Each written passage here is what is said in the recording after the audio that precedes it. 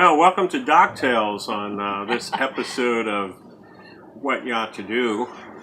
We are in actually one of my favorite places on the loop. I did not know that until today. Yeah.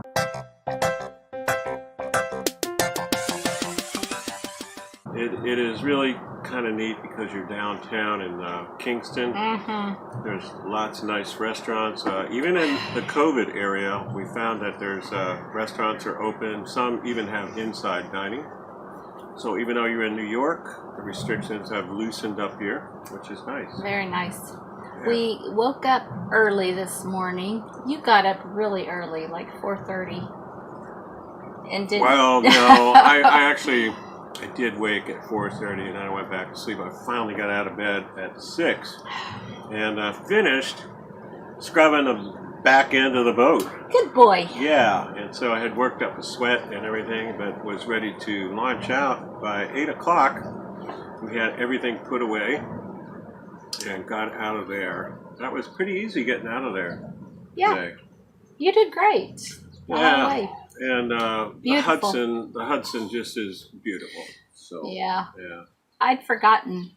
And we were here last time in its spring because when you're looping, you're supposed to be going up the East Coast in the spring.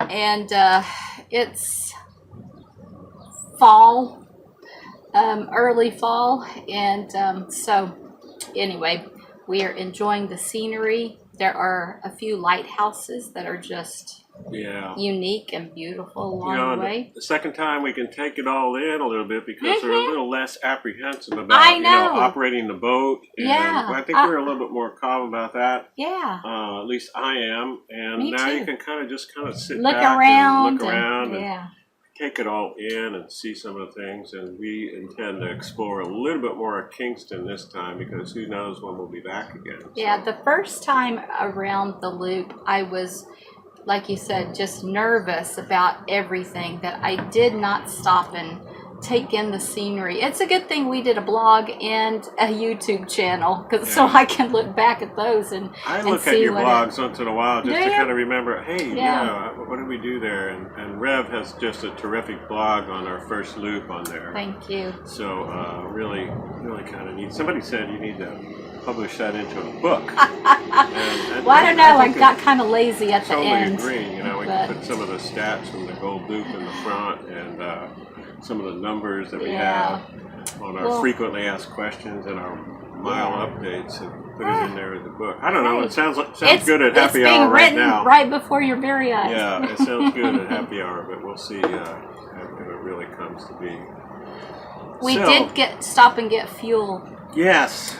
And the guy was a little, at the dock because he was telling me that he told you what to do and you didn't do it. I was like, welcome to my world is what I wanted to say, but he gave me very clear instructions, but the neural processors between here and here, the synapses weren't synapsing. Synapses didn't match up with what I was seeing outside, and so there was something that didn't click. But once we got in there, we just switched over to the starboard tie and pumped fuel. 315 gallons of fuel. Yep. And we filled up the front tanks, and we're going to be challenge here is to see how much fuel we need to have in the tanks when we haul this baby out. Yeah, and even something as mundane as getting fuel used to really make me nervous. But it's once again, we've done it so many times now that it doesn't seem to freak us out at all. So we hope by you looking at these videos, particularly the planning videos and some of the things we will tell in Docktails, that there's a certain anxiety about the loop because it's a long journey. Right. And some people don't have the time to do the entire thing. In fact, somebody said recently on a question was, what was your favorite part of the loop? Because I can't do the whole parts of it, and they just wanted to do segments. And definitely my favorite part is the Canadian in the summertime. Canadian. So that's kind of what we're hoping to do, spend more time by next year. Hopefully it will open up and we'll be up there. So, but as you watch these videos, you're going to get you know, hopefully you'll be more comfortable with the loop and something that you can do. It's certainly something that just about anybody could do. We've seen boats as small as, what, 26 feet?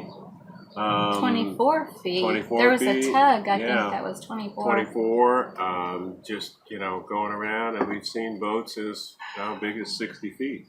So, you know, something that will fit for you, and we have some videos out there too that will, you know, maybe help you select a boat. And as we think about our next boat, you know, we're doing the loop again in this boat because we're comfortable with it, but eventually we're probably going to sell the Here's to Us and get another boat. And so that will be the boat hunt is going to be on. Yeah, you know? When we stop at places like the fuel dock today, we were looking at other boats going, can we do that? Yeah. Can we do that in the loop? And, you know, that kind of thing. Okay, anyway. we got to go now. Yeah. We're back.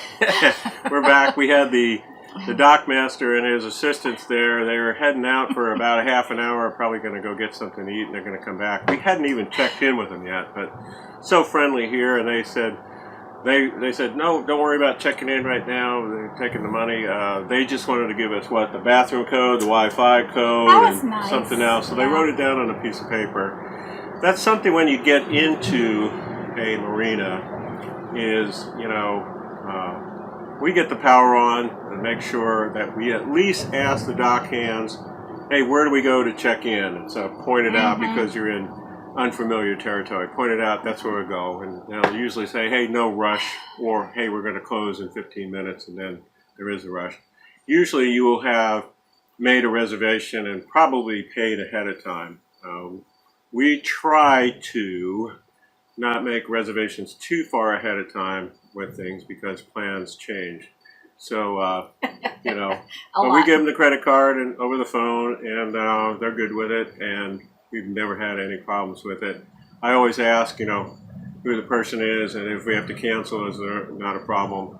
There's not a problem. There's never been a problem canceling a marina reservation along the Great Loop the whole time. So even with DACWA, you know, I was a little concerned about DACWA because they take your money right away, and they haven't. But when we did have to cancel with DACWA, there was a refund, you know, within a day.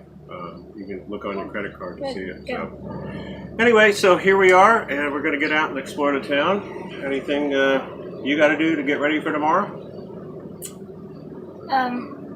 What do you mean? You know, you get ready to go to Donovan's tomorrow? No, I'm gonna out of the ordinary. You know, I'm gonna finish my drink here, and we'll get cleaned up. But one of the things I like to do is get the next day's route into the GPS, and the plotter. Take a look at it, see if there's anything. Take a look at the weather, and see what's going to go on. I know we're not going to be able to take advantage of the current unless you're going to leave at 4 o'clock in the morning. I don't think you want to do that. No. Yeah, so we're going to be fighting a whopping 1 mile per hour current going there. This boat can handle it. If you have a slower boat that could only go, you know, 8 miles an hour, 9 miles an hour, 1 mile an hour current is significant, but you can still handle it on the loop. So anyway, we'll talk to you next time. See you next time as we head up the Hudson and continue our way to the Erie Canal, getting through the Erie Canal. Looking forward to that, aren't you? Yes. Right. Until next time. See ya. Cheers. Right. Oh, I'm empty.